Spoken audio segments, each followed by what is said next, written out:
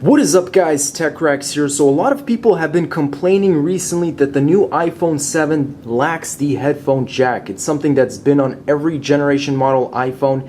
It's not there anymore. You got to use an adapter or you got to wait until the $159 wireless earpods that you might drop and somebody's going to step on. So I found a perfect solution to this problem, guys. It's a very simple tutorial. Just follow along, guys. I don't even have to talk here. So now if it starts doing this, guys, this is perfectly normal. This means you're on your way to getting a brand new headphone jack.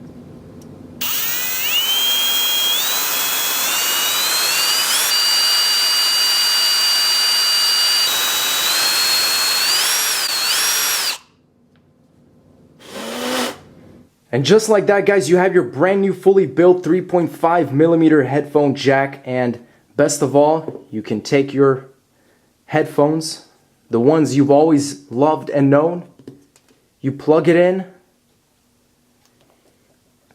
turn on the iPhone, you swipe, you play your favorite song, and you enjoy the music.